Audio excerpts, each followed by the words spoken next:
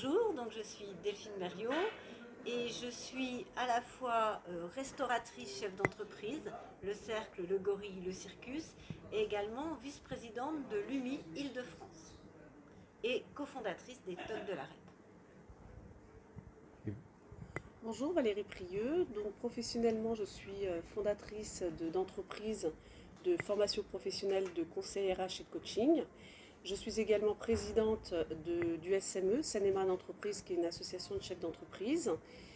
J'interviens également auprès de Delphine dans le cadre de cette association pour les TOC de la REP que nous avons fondé ensemble. Alors, qu'est-ce que c'est les TOC de la REP? C'est un collectif? Oui.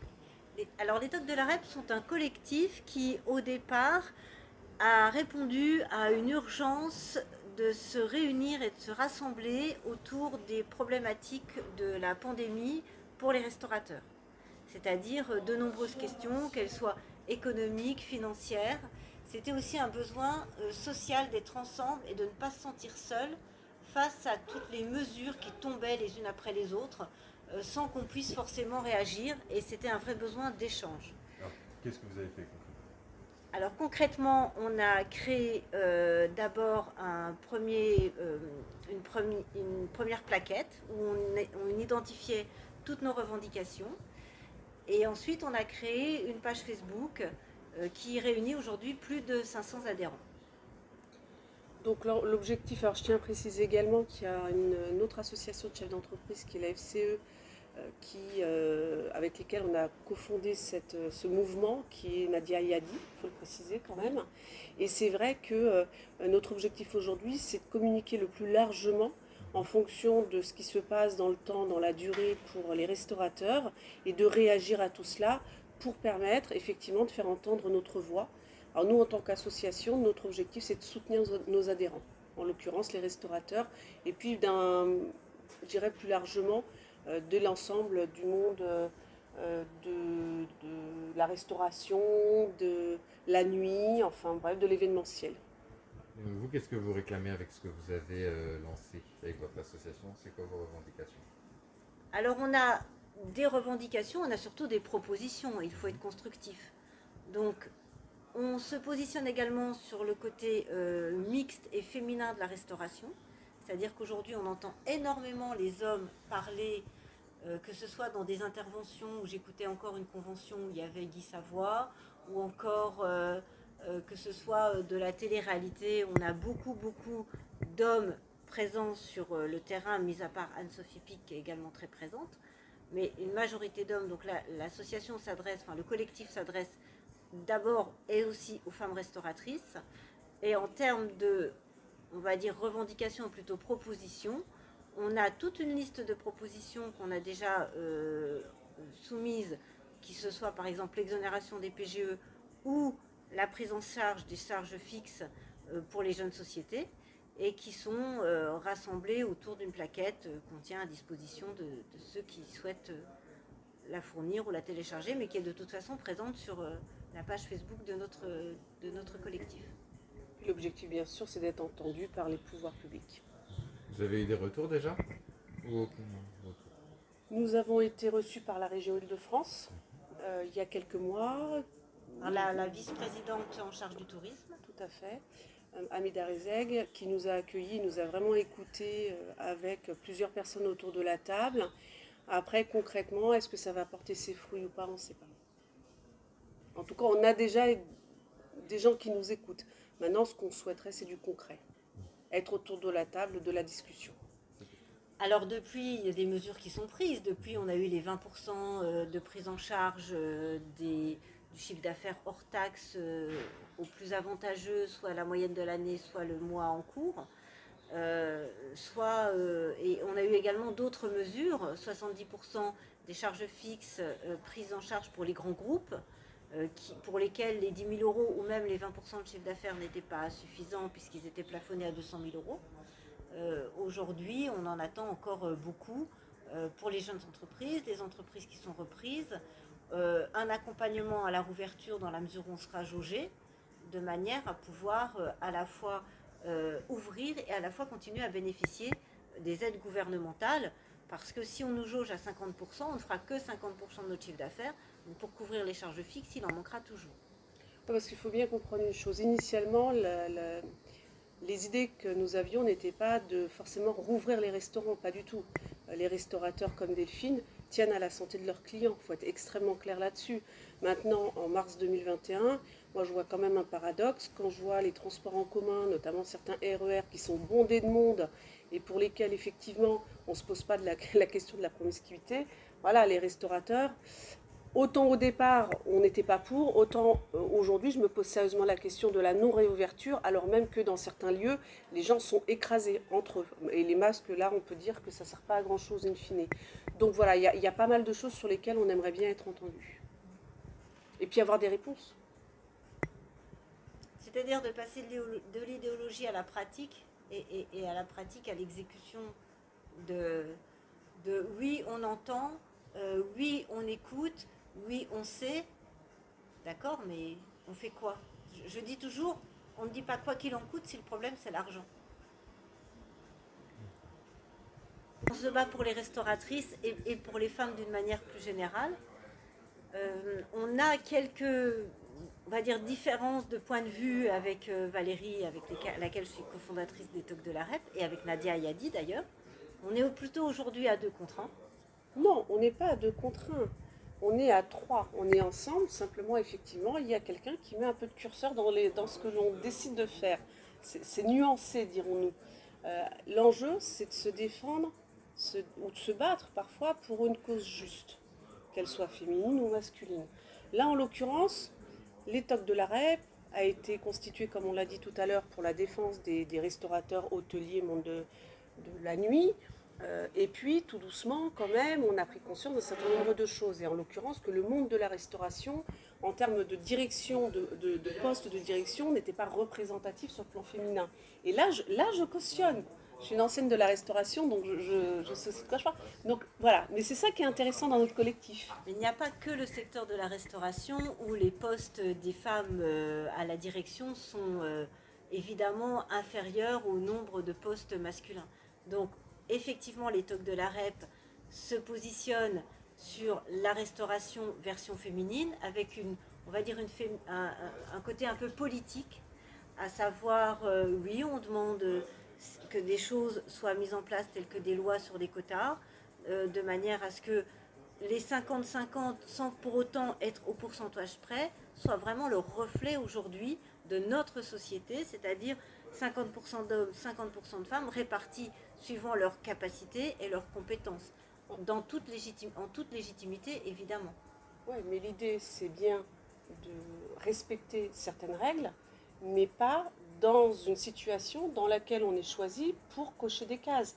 C'est-à-dire que l'enjeu c'est la compétence, l'enjeu c'est l'expérience, la valeur ajoutée et la capacité à, voilà, moi être choisi, que ce soit dans la restauration, dans un poste important, pour une présidence d'assos ou pour la politique, sous prétexte qu'il faut remplir des quotas, sans façon. Voilà, donc c'est une juste mesure entre arriver effectivement à mettre en place des règles qui permettent aux femmes d'accéder à des postes en toute légitimité, mais aussi avec crédibilité. Sinon, ça n'a pas de sens. Les Talks de la REP aussi ont pour vocation à ce que les femmes arrêtent de s'auto-censurer en se disant « je n'en serai pas capable, je ne pourrai pas ». Voilà, et il faut qu'elles aient une vraie introspection et qu'elles aient une vraie valorisation de leurs compétences et que le fait de se sentir illégitime ou pas capable de prendre le poste, on a souvent des interlocutrices qui disent « oui mais moi j'y arriverai pas, oui mais toi t'as fait ci et moi je ne sais pas faire ça ». Non, il faut arrêter de s'auto-censurer. Donc, ça touche au manque de confiance aussi.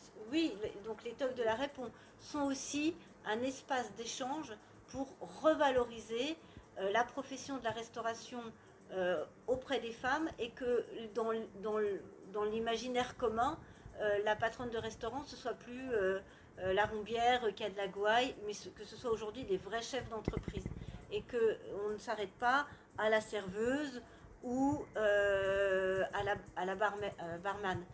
Que les Talks de la REP sont là pour aussi valoriser le métier de la restauration au sein des instances dirigeantes. Effectivement, des métiers qui sont ancrés et qui sont genrées. Donc dans la restauration aussi, on va dire les hommes sont plutôt chefs de rang et les femmes plutôt serveuses. Bon, ça, en aucun cas, ça n'a à être genré. C'est-à-dire qu'il y a des métiers qui sont genrés et qui doivent être dégenrés. Être homme ou femme, ça ne doit même pas être un débat en fait. On devrait en arriver à ne plus avoir ce genre de débat, ne plus avoir ce genre de discussion. Ça doit devenir quelque chose de normal. Et effectivement, on était à la Journée internationale de la femme en radio, des droits de la femme, pardon, en radio récemment. Et en fait, ça ne devrait plus exister dans l'absolu. Parce que le jour où cette journée n'existe plus, c'est qu'on a atteint l'objectif et qu'il n'y a plus besoin. Voilà. Et dans l'absolu, nous, c'est ce vers quoi on tend. Je dis toujours que je suis bilingue anglais et que je ne sais jamais, quand on me demande si j'ai lu un article, ou je ne sais jamais si je l'ai lu en français ou en anglais. Eh bien, I had a dream, j'aimerais qu'un jour, quand on me dit, quelqu'un m'a dit ça, je ne me souvienne plus si c'est une fille ou un garçon qui me l'ait dit. C'est une belle fin, je trouve. Dans votre expérience, vous avez remarqué que les femmes avaient quelles difficultés dans le milieu de la restauration? Tout simplement une difficulté à s'imposer par rapport aux hommes, une légitimité. Les hommes ont beaucoup plus de mal à accepter l'autorité d'une femme dans le métier de la restauration, en tout cas, que dans un autre métier tertiaire, par exemple. De même, j'imagine que ça doit être pareil dans le bâtiment. C'est-à-dire que tous les métiers qui ont des habitudes d'autorité et on va dire d'encadrement masculin, les femmes ont évidemment du mal à s'imposer quand elles grimpent les échelons et avoir une autorité. Et on est obligé de travailler 2 fois plus que les hommes souvent pour acquérir 2 fois plus de compétences et juste au nom de la légitimité. Alors ça c'est vrai, et puis quand on a virevolté, moi j'ai fait de la politique pendant 9 ans en tant qu'élue municipale, en tant que présidente d'une association de chefs d'entreprise. Avant d'en arriver à tout ça, et même pendant tous ces mandats, j'ai pu vivre effectivement des situations que j'aurais jamais dû vivre. Alors évidemment, ça renforce, hein, ça aide à devenir plus dur et ça aide à ne plus se laisser faire. Mais je veux dire, on en passe par des situations qui ne devraient pas exister. Voilà, moi quand j'entends qu'on me dise tu ne devrais pas te présenter à une présidente parce qu'une femme présidente d'association de chefs d'entreprise, c'est pas crédible. Bon, évidemment, la personne qui m'a dit ça s'est pris une toise parce que c'est pas normal, on ne devrait pas. De quel droit on se permet ce genre de remarques et la preuve, je le suis et ça marche très très bien.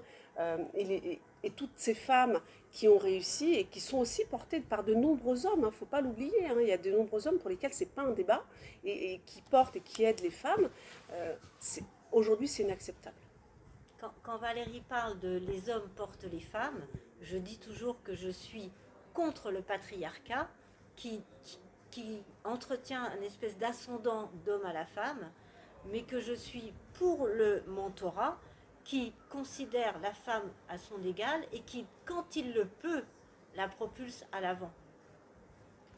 Je vais donner un exemple. Je vais rentrer dans une nouvelle association que je ne citerai pas. Et juste par curiosité comme ça, en discutant, je me rends compte, j'entends beaucoup de noms qui passent comme ça, de politique notamment. Puis je dis, mais juste comme ça, est-ce que vous pouvez me donner le quota? C'est quoi le quota homme-femme? Et on était à du 80-20. Donc voilà, je vais rentrer dans une assoce nationale dans laquelle on sera en minorité. C'est pas grave, j'aurai de la place pour dire ce que j'ai à dire et je vais m'éclater. Mais voilà, il y a encore un peu de travail avec ça. Je dis toujours que quand même, il ne faut pas oublier qu'à notre niveau, en France, en pays occidental, si ce n'est un combat absolument horrible qui est à mener, qui est les violences faites aux femmes, et le combat de l'égalité salariale, évidemment, on reste un pays relativement, et une zone relativement préservée, parce qu'on n'a pas à lutter contre la reconnaissance du viol, l'excision, la lapidation. Ouais, faut relativiser aussi, je ne veux pas dire qu'on a a des combats de pays avancés, et tant mieux, parce que c'est ces pays-là qui sont les moteurs et qui donnent la tendance de ce vers quoi il faut tendre. On reste quand même, nous, aujourd'hui, relativement préservés des lourds combats et qui sont l'objectif même de la Journée internationale des droits de la femme. Ouais, c'est complètement juste, c'est-à-dire que faut mettre du curseur encore une fois dans tout ça. Aujourd'hui, les femmes, on est là, on va passer à la radio, on s'habille comme on veut, on a créé nos entreprises. Je veux dire, on a quand même une liberté, on a une liberté d'expression. Et ça, il faut quand même le reconnaître et l'apprécier. Voilà, on n'est pas il y a 40 ans. On a beaucoup évolué, beaucoup avancé. Il reste encore du chemin, mais on voit bien que ça progresse. Et ça progresse quand même à grands pas, grâce notamment, évidemment, avec la volonté de l'État et à de nombreuses associations. Mais il y a encore du boulot. Il y a encore du boulot et on sera là pour ça. Là où les femmes sont égales de l'homme, c'est justement sur la liberté d'expression. Ouais. Parce que ce dernier combat-là, avec le mouvement MeToo, on l'a gagné. Et ça, c'est important que la parole se libère. Et hommes, femmes, aujourd'hui, on a une liberté d'expression qui est précieuse et qui a été gagnée tout récemment, dans ces dernières années. Ouais. La France est quand même un pays dans lequel on a une liberté de ce côté-là. J'insiste sur le fait qu'il faut l'apprécier à sa juste valeur. Et c'est ce que tu disais, regardons ce qui se passe autour de nous et on se rendra vite compte que quand même, même s'il y a encore du travail, on est pas mal. On est pas mal lotis. Alors pour l'instant, on rencontre des politiques, on rencontre des radios, de la presse. On en est là à ce niveau. Puis je pense qu'on fera des meetings à un moment donné. Oui, pour le moment, on en est, de fait de la crise sanitaire, à capitaliser sur la notoriété. Et puis le moment venu, on se réunira de manière, on va dire, plus collective, plus concrète et puis j'espère aussi plus festive. Oui, et puis si des politiques nous écoutent et nous acceptent autour de la table, eh bien nous sommes preneuses.